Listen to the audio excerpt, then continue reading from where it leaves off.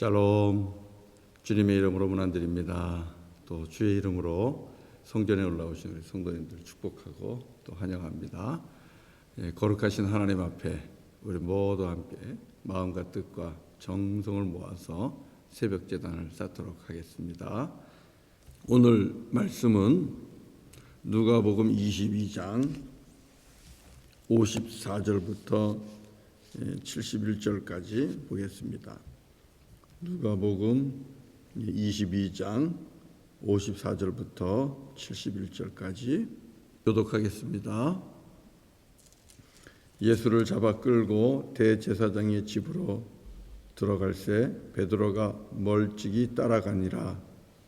사람들이 뜰 가운데 불을 피우고 함께 앉았는지라.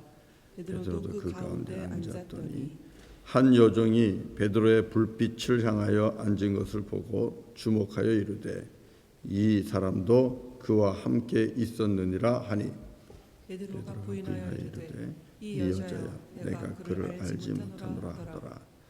조금 후에 다른 사람이 보고 이르되 너도 그 도당이라 하거늘 베드로가 이르되 이 사람아 나는 아니로라 하더라. 한 시간쯤 있다가 또 한 사람이 장담하여 이르되 이는 갈릴리 사람이니 참으로 그와 함께 있었느니라. 베드로가 이르되 이 사람아 나는 내가 하는 말을 알지 못하노라고 아직 말하고 있을 때에 닭이 곧 울더라. 주께서 돌이켜 베드로를 보시니 베드로가 주의 말씀 곧 오늘 닭 울기 전에 내가 3번 나를 부인하리라 하심이 생각나서 밖에 나가서 심히 통곡하니라. 지키는 자들이 예수를 시롱하고 때리며 그의 눈을 가리고 물어 이르되 선지자 노릇하라. 너를 친 자가 누구냐 하고 이외에도 많은 말로 욕하더라. 날이 새매 백성의 장로들 곧 대제사장들과 서기관들이 모여서 예수를 그 공회로 끌어들여 이르되 내가 그리스도이거든 우리에게 말하라. 대답하시되 내가 말할지라도 너희가 믿지 아니할 것이요 내가 물어도 너희가 대답하지 아니할 것이니라. 그러나 이제부터는 인자가 하나님의 권능의 우편에 앉아 있으리라 하시니 다 이르되 그러면 내가 하나님의 아들이냐? 대답하시되 너희들이 내가 그라고 말하고 있느니라. 그들이 이르되 어찌 더 증거를 요구하리요? 우리가 친히 그 입에서 들었느라 하더라. 아멘. 아멘. 하나님께서 오늘도 우리에게 주시는 귀한 말씀입니다. 사순절 보내면서 이제 마지막 주간 고난 주간을 보냅니다. 우리 예수님의 마지막 그 몇 날을 우리가 사순절 고난 주간에 보게 되는데요. 이제 우리 예수님께서 사람들에게 붙잡혀서 공의 앞으로 끌려가는 그런 모습입니다. 그런 모습 속에서 예수님의 제자 베드로가 예수님을 모른다고 부인하는 그런 비굴한 사건이 있는 말씀입니다. 이 말씀 가지고 또 은혜를 나눕니다. 여러분, 우리가 알고 있는 제자들을 생각하지 말고 베드로와 안드레, 야고보, 요한, 마태 등등의 제자들을 한번 생각하지 마시고 적어도 하나님의 아들 예수님의 제자라면 어떠해야 될까 한번 생각을 해보세요. 하나님의 아들 예수님을 섬기는 바로 옆에서 보호하고 보좌하고 섬기는 제자들 한번 제자상을 떠올려 보세요. 어떨 것 같아요? 우리들의 생각으로 비교해 보면 베드로나 야고보, 안드레, 요한, 세리, 마태 이런 사람들은 이 제자의 그룹에 들어갈 수 없는 사람들입니다. 그렇지 않습니까? 정말 예수님의 제자 정도 되려면 세상에서 집안도 좋고 학문도 좋고 학벌도 좋고 사람들로부터 또 인기도 있고 한 유명한 그런 사람들이어야 된다고 생각이 됩니다. 정말 뭔가 그럴듯한 사람, 그런 사람을 주님은 주님의 제자로 부르지 않았을까 생각이 됩니다. 신의도 있고 또 불의 앞에서는 불과 같이 일어나서 저항도 하고, 참으로 이런 멋진 사람들을 주님의 제자로 부르지 않았을까 그런 생각을 할 수 있는데, 우리가 아는 것처럼 이건 큰 오산이지요. 오해이지요. 우리 예수님께서 직접 택한 제자들입니다. 어플리케이션을 내라, 그래서 신청서를 받고 그 중에서 선별해 갖고 뽑은 것이 아니라 예수님께서 직접 찾아가서 불러서 세운 그런 제자들입니다. 그런데 그 제자들의 면면을 한번 쭉 살펴보세요. 우리가 만약에 예수님의 입장이라면 과연 이런 사람들을 제자로 뽑을까? 아니, 그렇지 않을 겁니다.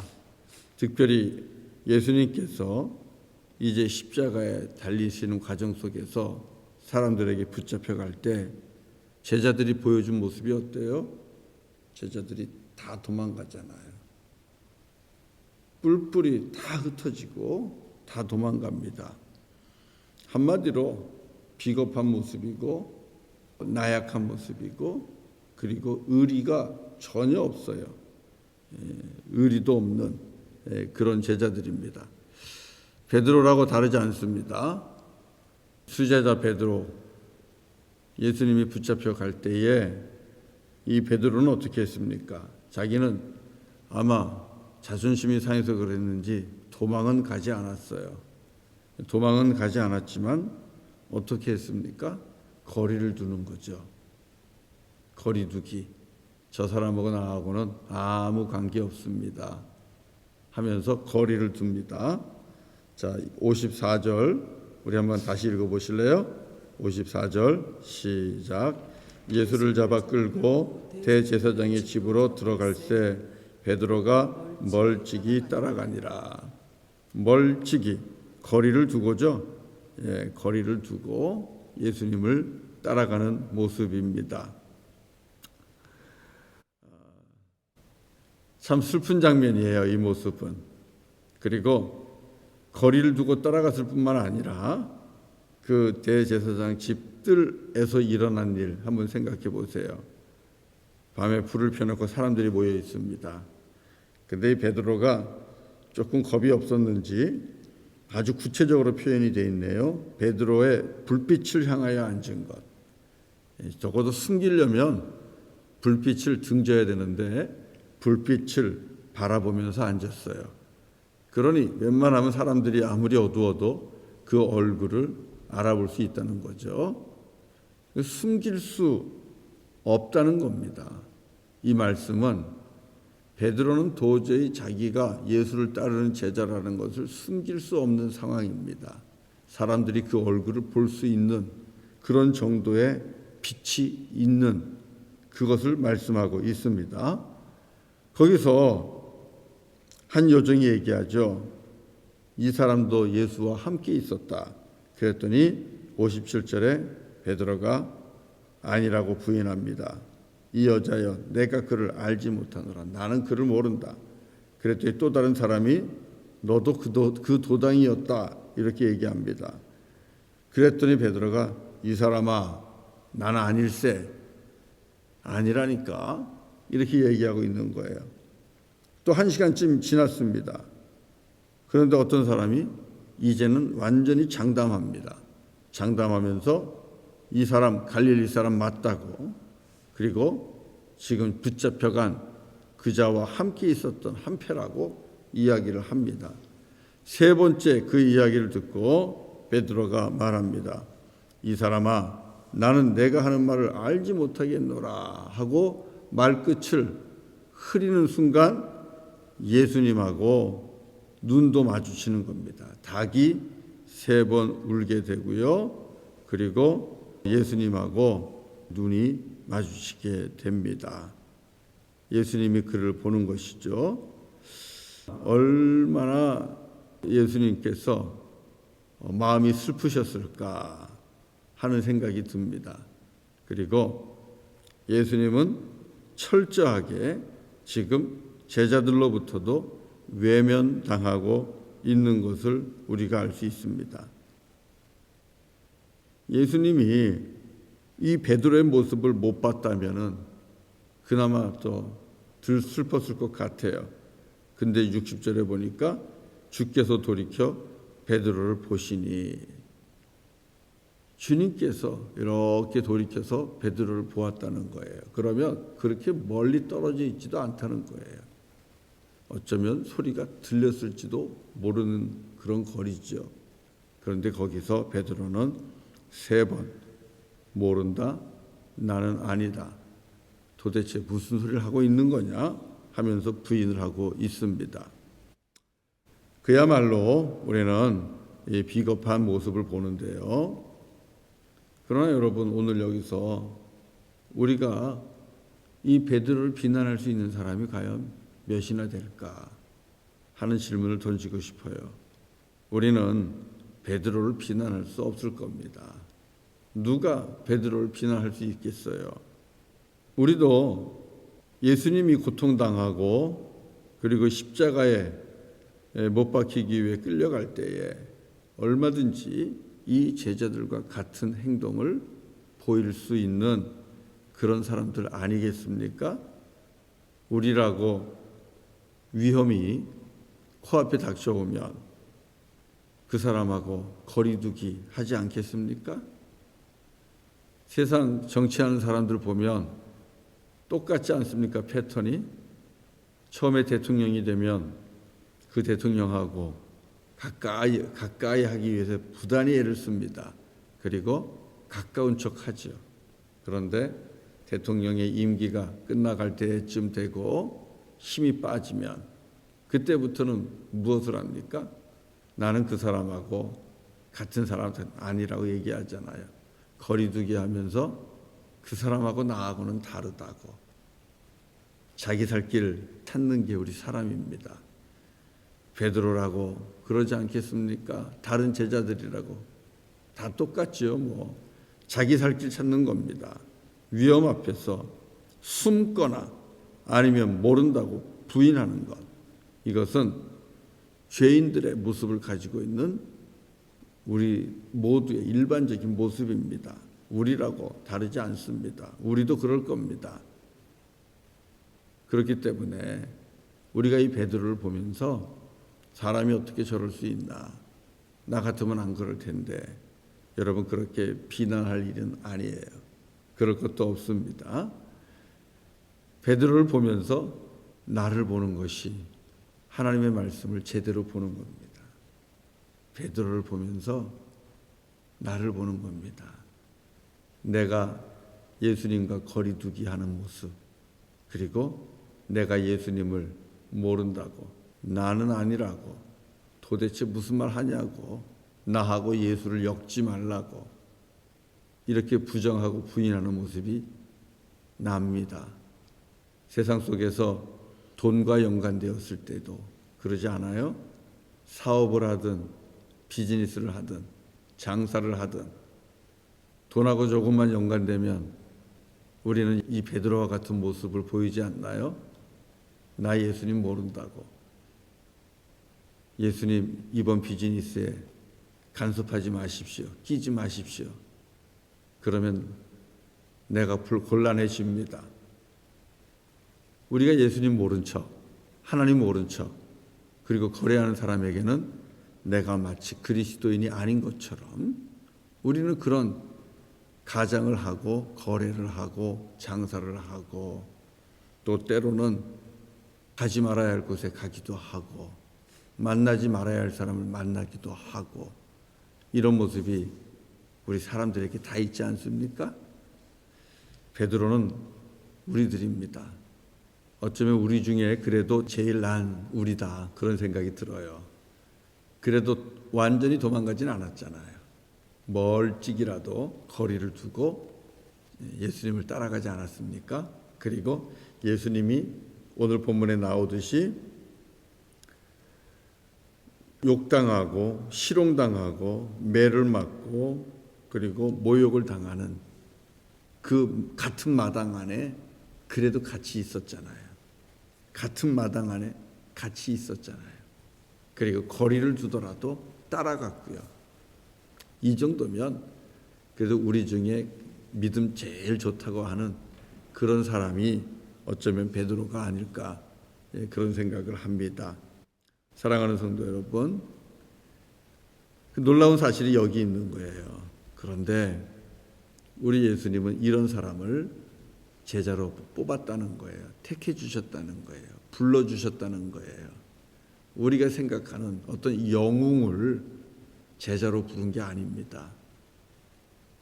정말 우리하고 똑같은, 얼마든지 위험 앞에서는 예수님을 부인할 수 있고 그리고 거리두기를 할 수 있는, 더 나아가서는 저주도 할 수 있는 그런 자들을 주님은 제자로 부르셨다라는 사실입니다. 그리고 놀라운 것은 예수님은 이 제자들을 포기하지 않아요. 우리가 아는 것처럼 부활하신 다음에 다시 찾아오셔서 전과 동일하게 밥상을 차려주시고 그리고 밥을 먹이시고 권면하고 다시 주의 일꾼으로 불러주십니다. 사람을 낚는 업으로 다시 세워주십니다. 이분이 우리 주님이십니다.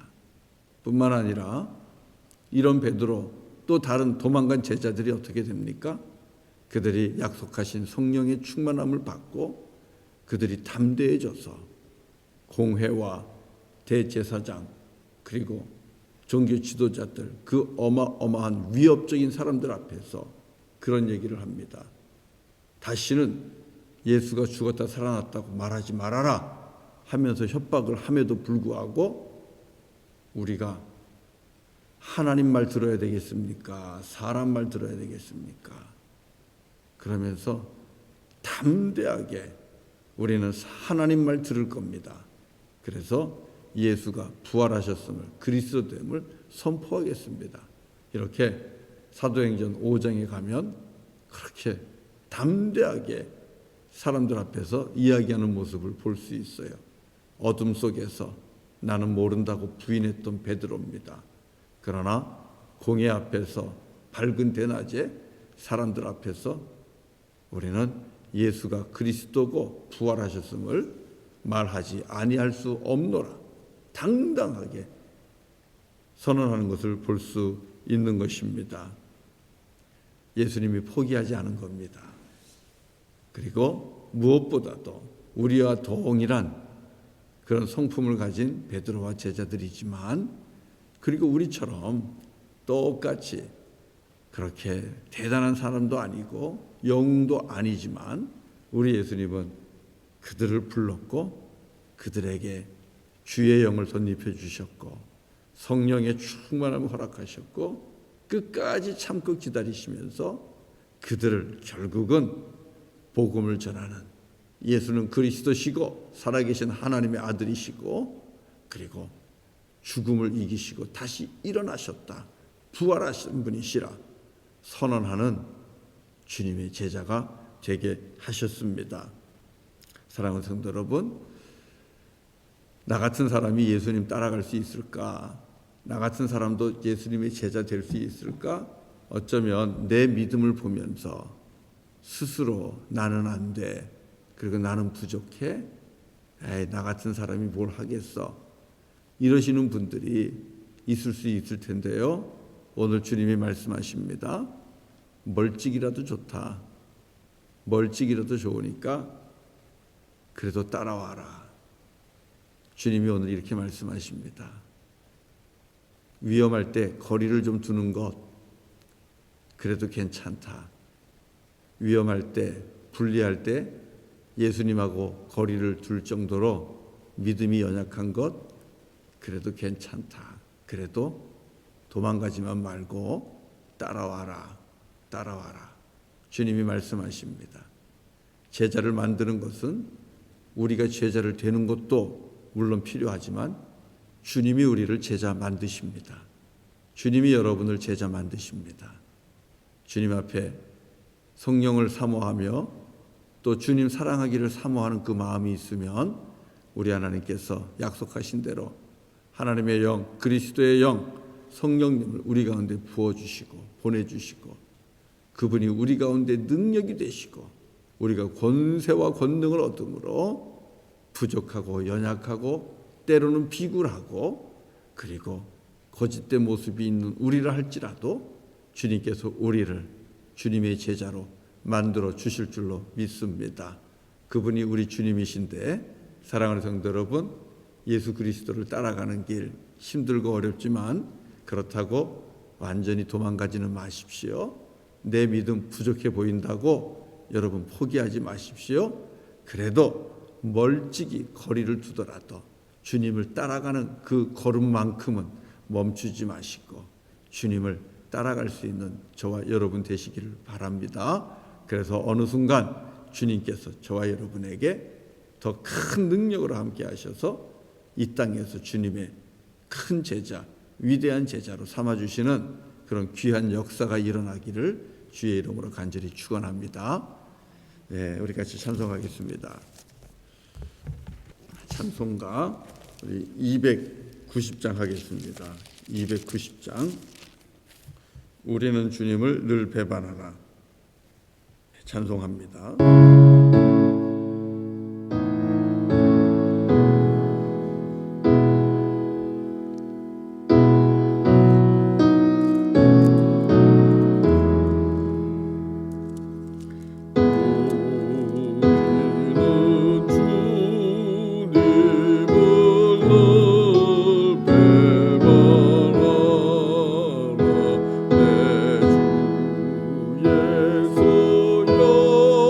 주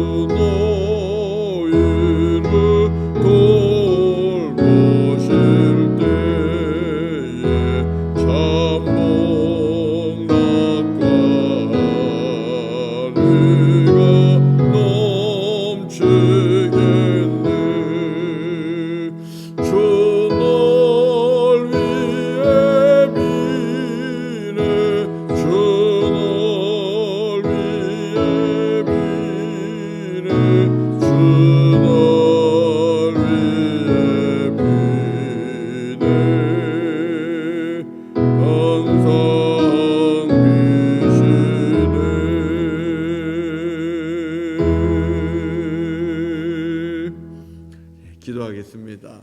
거룩하신 아버지 하나님, 우리가 늘 세상 속에서 순간순간 주님을 배반합니다. 우리의 삶 자체가 나는 예수를 모르노라, 나는 그 사람과 관계가 없노라, 그렇게 주님을 부인하며 육신의 소욕과 욕심을 따라서 살아갑니다. 우리 자신을 볼 때에 한없이 부끄럽고, 그리고 내가 그리스도의 제자가 될 수 없음을 고백할 수밖에 없습니다. 나 같은 사람이 어떻게 제자가 되겠냐고 스스로 자괴감에 빠질 때가 참 많습니다. 그래서 포기하기도 합니다. 그러나 오늘 주님을 모른다고 부인하는 베드로를 주님께서 직접 찾아가셔서 택하셨고, 그를 제자 삼아 주셨고, 그리고 그와 함께 하셨습니다. 모른다고 3번 부인할 것을 아셨습니다. 그럼에도 불구하고 베드로를 주님의 제자로 불러주셨습니다. 그리고 주님께서 부활하신 다음에 찾아오셔서 그 베드로에게 다시 사람을 낚는 어부, 주님의 양을 먹이는 귀한 목자로 주님 세워주셨습니다. 주님의 사랑 감사합니다. 또 성령의 충만함으로 우리를 제자 만드시는 주님의 능력을 찬양합니다.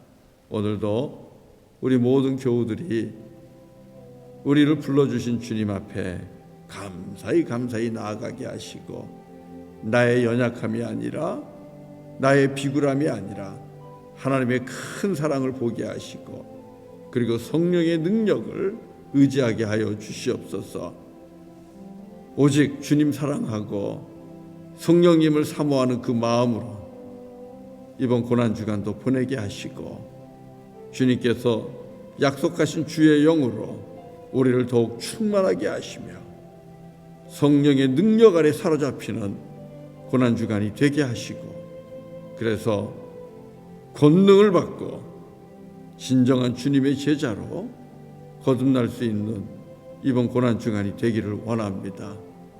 하나님, 이번 고난주간 세상에 나아가서 일할 때에, 직장에서 또 공장에서, 아니면 시장에서, 아니면 학업의 자리에서 살아갈 때에 주님을 모른다 부인하는 그런 연약한 자가 아니라 성령 충만한 가운데 내가 예수 그리스도를 믿는 주님의 제자임을 선언하고 고백하는 그런 고난주간이 되게 하여 주시옵소서. 우리를 위하여 십자가 달려 죽으신 우리 주 예수 그리스도의 그 큰 사랑과 그리고 구원의 은총에 감격하며 감사해서 내가 참 그리스도인임을 세상 속에서 내 삶으로, 내 입술로 증명하며 고백하며 살게 하시고, 성령의 능력을 이 땅에 증거하는 우리 모두가 되어서 한 영혼이라도 더 주께로 인도하는 주님의 신실한 제자들이 되게 하여 주옵소서. 주님, 오늘 하루도 주님께 의탁합니다. 우리 모든 기업을 주님께 맡깁니다. 가정을 주님께 맡깁니다.